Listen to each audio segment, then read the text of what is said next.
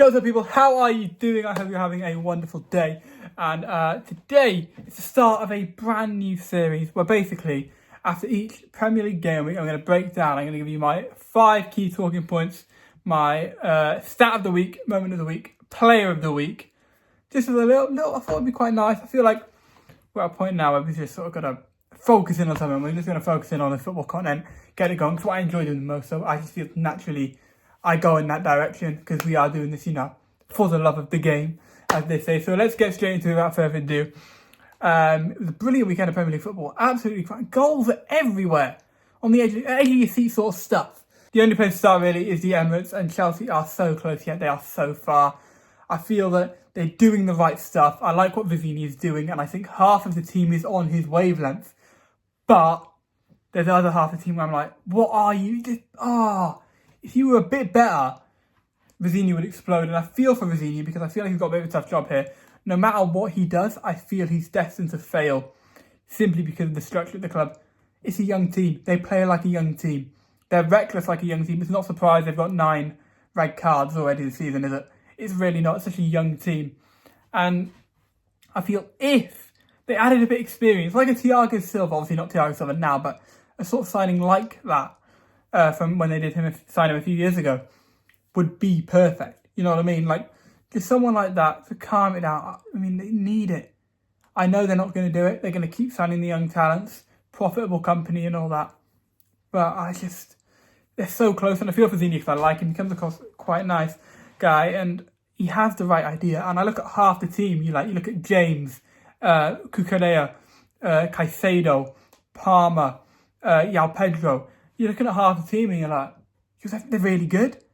Then you look at the other half team, you're like, Sanchez, Chalobah. You're just like, oh.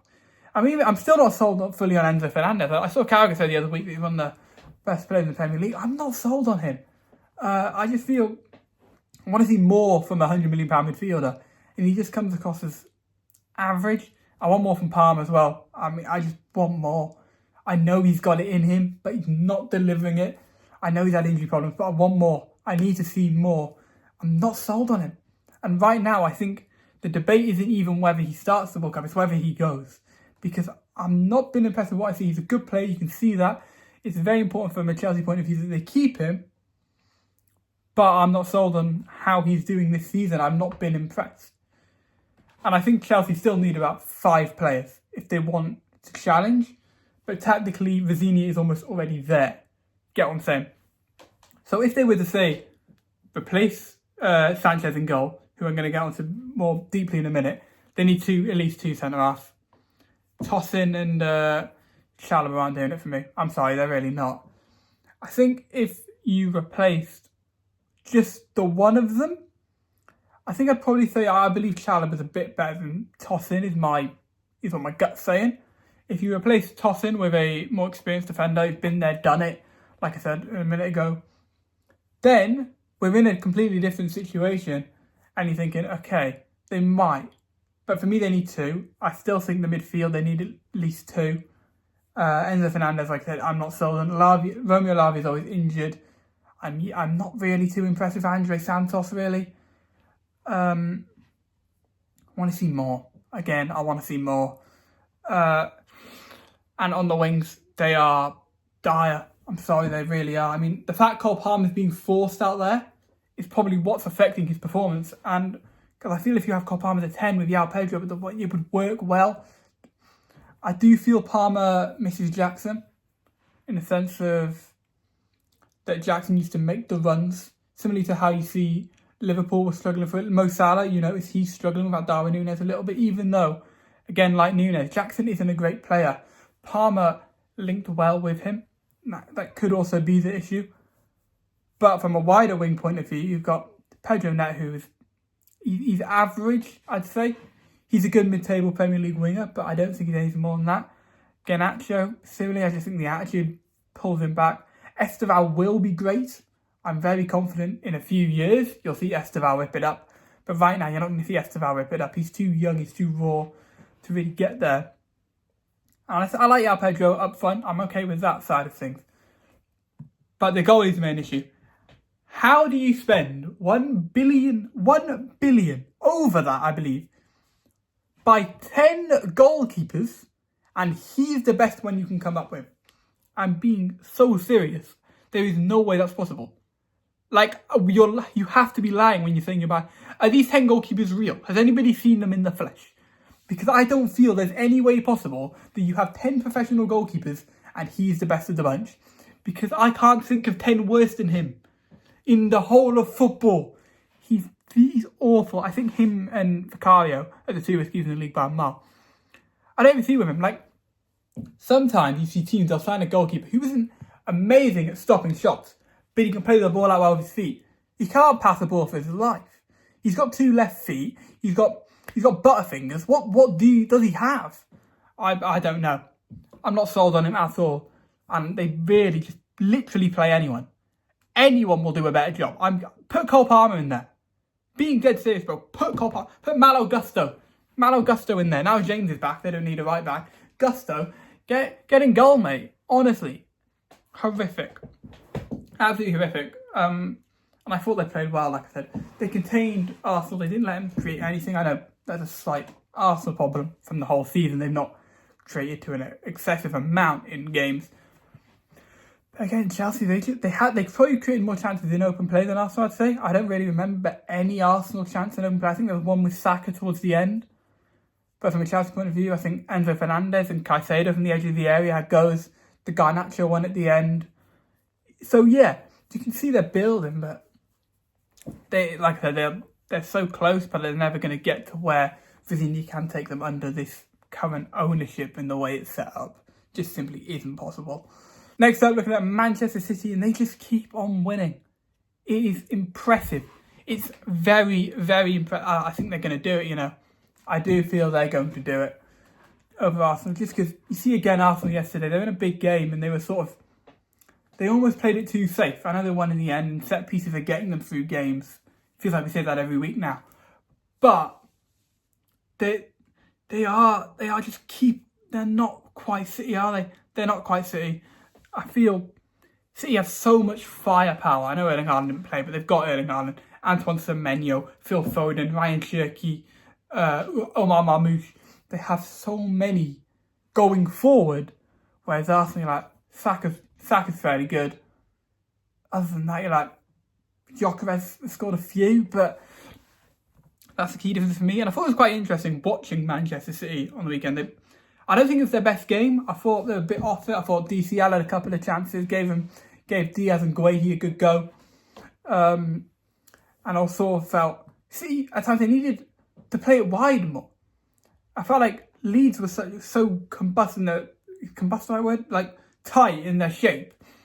And there was space out wide. And I know at times Cherky would drift out there. But so often you're like, go out wide. Just play it there.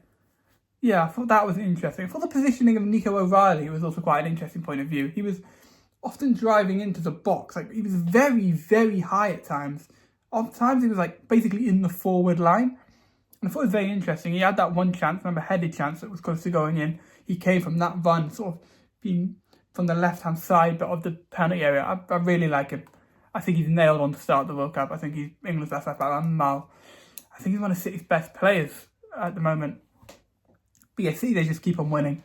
They're like a winning machine. You simply cannot stop. And that would be my worry for Arsenal, is when City go on a run. I know this isn't the old City, but when City go on a run, you can't catch them. It's like Usain Bolt in a 100-metre sprint. You know what I mean? It's done for. Pack your bags. Wait till next year. But, again, it's not City of old. It's not the City of old. I don't think they're going to win every game from now to the end of the season. I don't think Arsenal will either. And it'll be interesting to see where it goes. Right now, my gut is saying City. As much as Arsenal are probably a better football team, they're harder to... No, okay, maybe not a better football team, but they are harder to defeat. It's harder to beat Arsenal than it is to beat Manchester City. But I think Manchester City find it a lot easier to win games than Arsenal. And that's sort of... That's the thing, isn't it? Which one of those is going to get you the title? I think City going to win. It often feels like, you know, that's how the saying goes, attack wins your game, defence wins your titles. I feel it's the opposite this year. defence is winning Arsenal games. They're getting through games by being strong at the back and no one can get through them. But in the big games, they ain't got enough of a threat to let set pieces do the job. In some games, set pieces will do the job, as we saw yesterday. But then you look at other times, like when they played Liverpool, they couldn't get it from set pieces, and suddenly they're like, well, what do we do? And they're getting played off the park. I think the biggest talking point of the weekend is actually probably this point here. It's VAR. I mean, what a bad weekend for VAR. What an awful, awful weekend. Has not held itself in glory at all. I mean, where do we start? Because it felt like everywhere you look, there's a VAR mistake going on. I guess I'll just go in the chronological order that makes sense in my head. So, that makes sense in my head. That just would be the order. Ignore. But you had the game at 12:30. Sunderland, I believe it was Sunderland that should have had the penalty, right? If my mind's playing tricks on me, it was Sunderland who should have had the penalty at the end.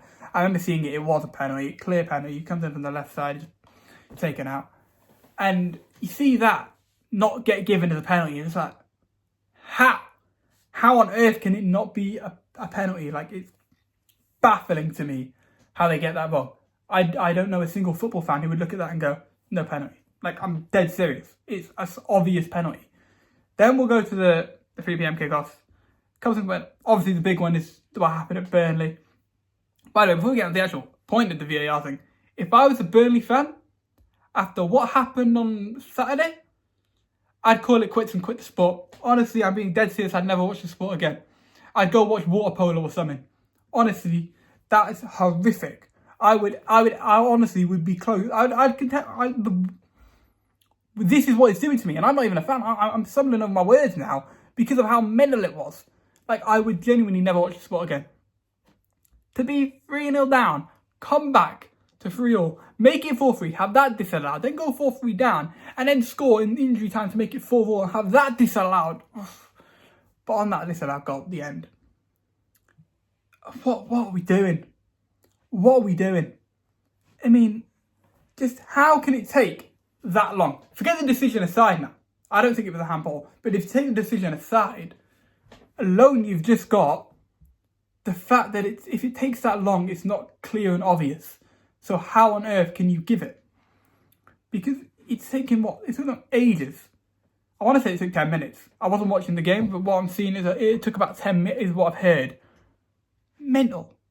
Absolute mental that it can take that long, and then to make the wrong decision as well. I can't possibly fathom what that means.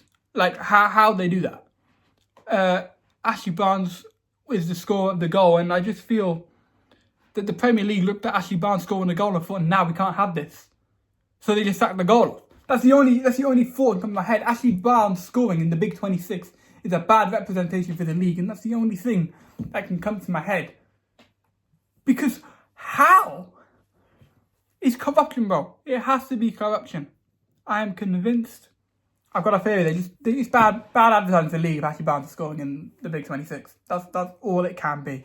After the Burnley game, you also had the Liverpool game. I couldn't point out on the Virgil van Dijk goal because I thought it was interesting that goal was allowed, but the one at the Etihad earlier in the season wasn't. I found that interesting from the point of view of, I actually thought the one, I don't think it should have been disallowed, but I thought the one against West Ham was actually more of impacting the goalkeeper than what Andy Robertson was at the Etihad. That was my feeling. So I just felt it sort of contradicted itself, and it was a weird one because I'm not complaining about the decision because it was the right decision. But again, it's the consistency. How can you give that one, but a few weeks ago, even come out on TV and admit that that was the right decision? That's what's playing in my mind. Like, how can you do that? Because it's just completely contradicting what you've already made as the rule. And for me, you can't change a rule mid-season. You see what I mean? I feel like if you stick with something in August, you've got to stick with it at the end of the season to make it a fair competition. Yeah, you know what I'm trying to say. And on Sunday, where do we even get started? I mean, we'll start at Old Trafford. Lacroix, again, it's the inconsistencies. Lacroix has never, ever even fouled him, and he sent him off. It's a similar one to the Guehi pull on Mo Salah when they played at Anfield a few weeks back. And it's fairly similar. And at the time, I didn't feel that Maguire one was a foul or anything. I didn't think so. That was the case. But how can you say that's not and then give the Lacroix one just a few weeks later? It just confuses me. I don't understand. Then again with the inconsistencies, the Spurs game, last week, Kolo Muani scored and it was disallowed for a supposed push in the back on Gabriel, whereas this week, when it goes the other way, the goal is given. I don't get it. And I'm tired of it. You're ruining the sport with VAR. Absolutely ruining the sport. I just don't understand how you can come to the conclusion that it's not a goal and then 1 week later you come to the conclusion that it is a goal. What has changed in that 1 week to the game of football to make that suddenly illegal, or legal rather? I don't get it. It just baffles me. Again, at the Emirates, I know they scored straight after. Can't complain too much. Rice, I'm sorry, it's a handball. It's penalty all day long. I know they scored from the next corner, so we can't get too mad at that. But so many VAR errors in just one weekend is really, really dark for the sport. It's Premier League's in a bad place with VAR and it has to change. Simply has to change. They did announce today, however, that they're thinking about the managers have 2 requests per game or something for VAR.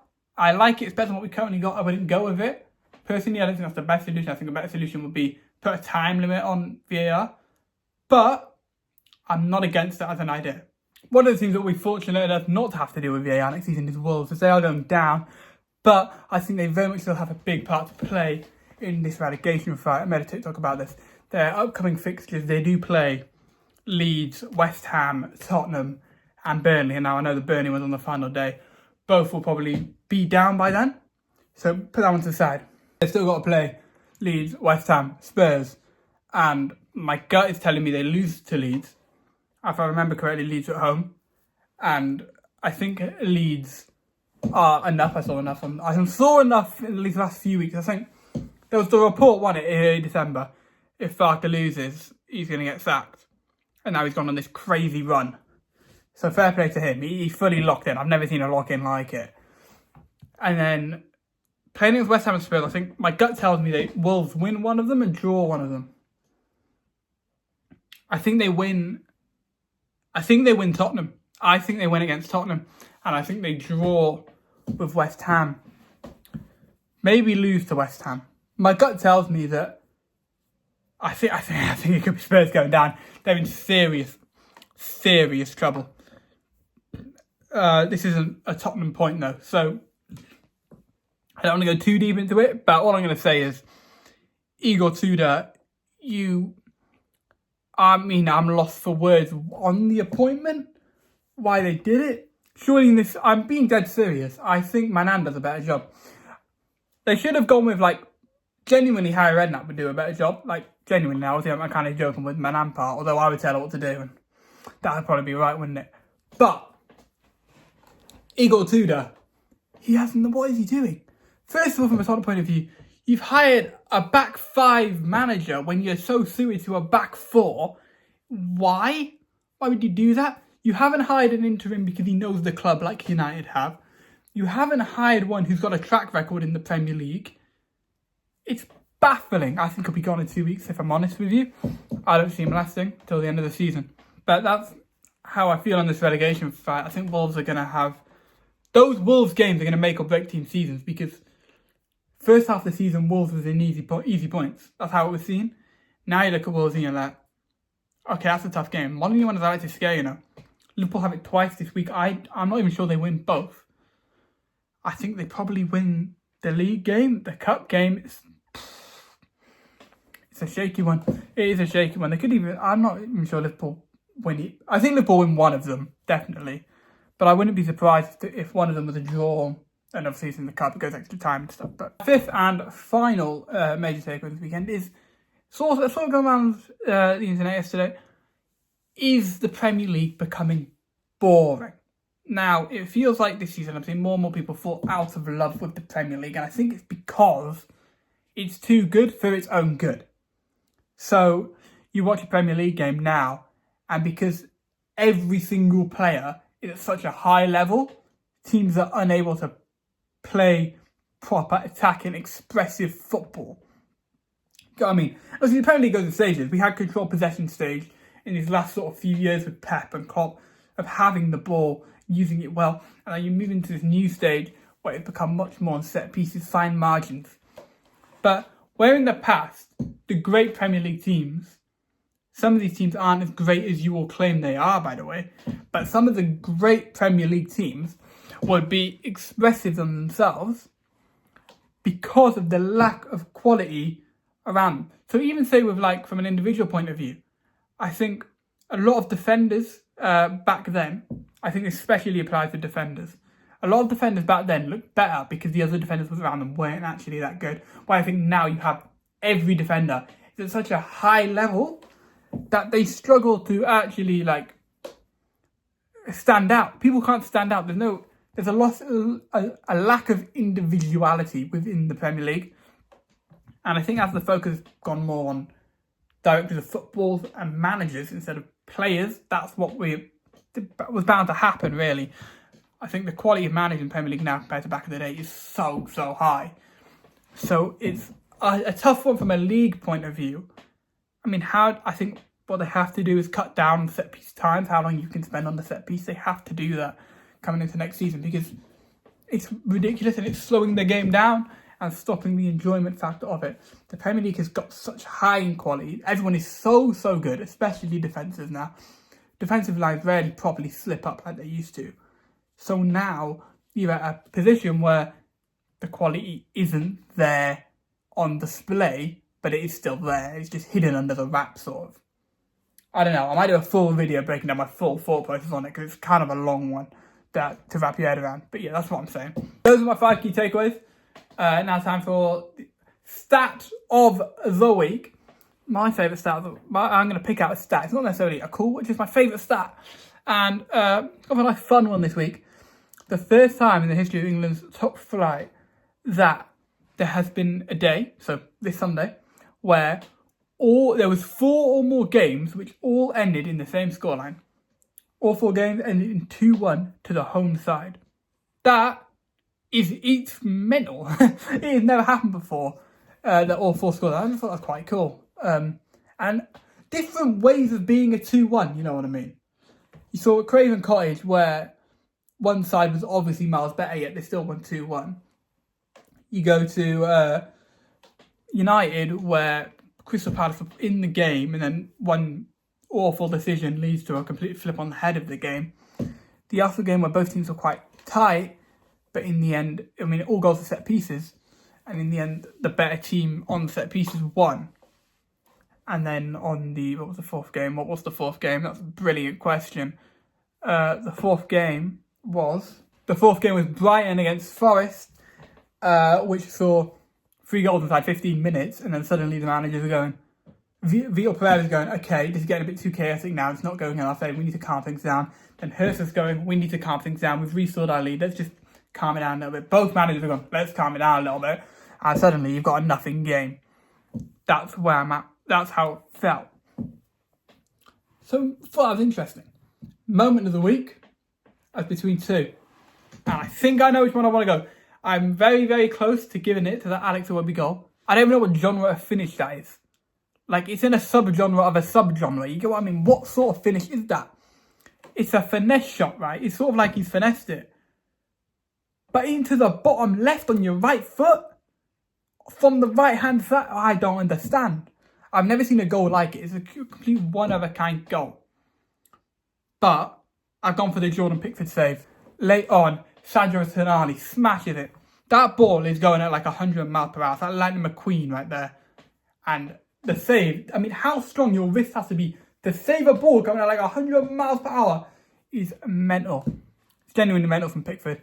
And I think what adds to it was his crazy celebration to the save afterwards. I think that adds to the part of Pickford. I feel like if he made that save and made it count, it wouldn't be as good. You know what I mean? But he gets a bit mad, has a little dance, and makes it better. You know what I mean? It adds to the act of the save, I guess. Player of the week for me is Harry Wilson. goal and an assist against Spurs. I think he's going to be major. He'll be major in helping Wales get to the World Cup, and if Wales do get to the World Cup, he'll be massive for them. Interesting to see where he goes. He's out of contract, obviously. My guess is Aston Villa. I think Villa are going to snap him up. Especially, do they get Champions League? Don't know, that's another video I may look into doing. Who will get those spots? Right now, I feel like the XG is less. It was never in their favour, and now they're starting to feel that as it just wasn't long term going to work. They've been losing the last few weeks, but it is still in their hands. They could still very much do it. I have no faith in Chelsea, Liverpool to actually punish Aston Villa for their mistakes. So wait to see how it goes. If you enjoyed, please let me know. Hope you enjoy the new format. I'm hoping to do this after every game week. Just increase football content in general. Just maybe fully focus on it. Like I said, any ideas, let me know. Just, yeah. Hope you all enjoyed. Please like, please subscribe. Do all of that good stuff. I'll see you all in a bit. Peace.